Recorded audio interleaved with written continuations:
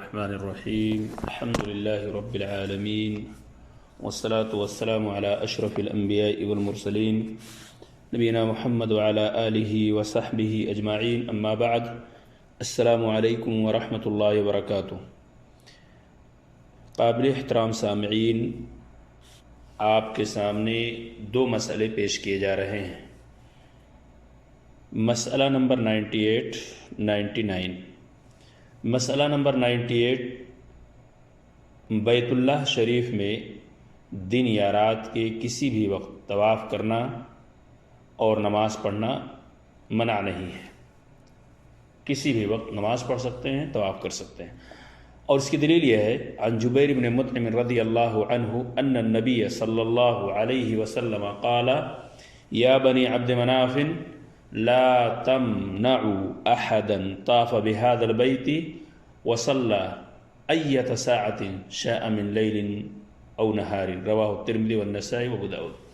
حضرت جبیر بن مطعم رضی اللہ تعالیٰ عنہ سے روایت ہے کہ نبی اکرم صلی اللہ علیہ وسلم نے بنو عبد مناف کو حکم دیا کہ کسی کو بیت اللہ کا طواف کرنے اور نماز پڑھنے سے منع نہ کرو، خواہ دن یا رات کا کوئی بھی وقت ہو، کوئی بھی وقت ہو۔ اسے ابو داؤد، نسائی اور ترمذی نے روایت کیا ہے۔ مسئلہ نمبر 99، جمعہ کے دن زوال سے قبل، زوال کے وقت اور زوال کے بعد سبھی اوقات میں نماز پڑھنی جائز اور درست ہے۔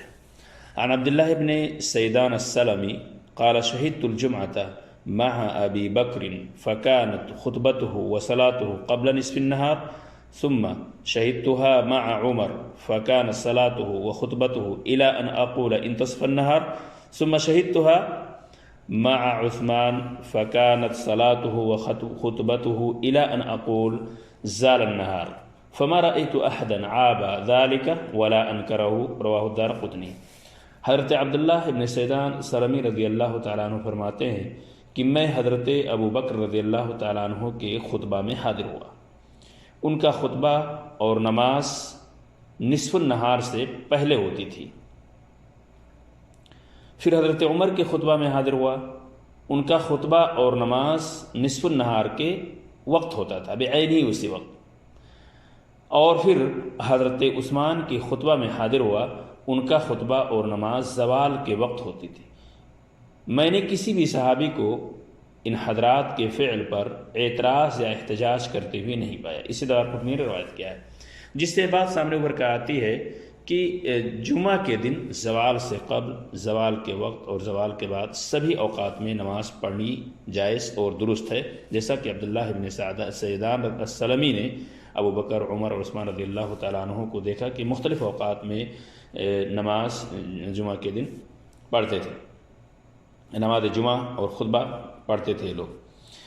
حضرت جابر رضی اللہ تعالیٰ عنہ کی روایت، عن جابر رضی اللہ عنہ ان النبی صلی اللہ علیہ وسلم كان يصلي الجمعة ثم نذهب الى جمالنا فنريحها حين تزول الشمس يعني النواسج، رواه احمد ومسلم والنسائی۔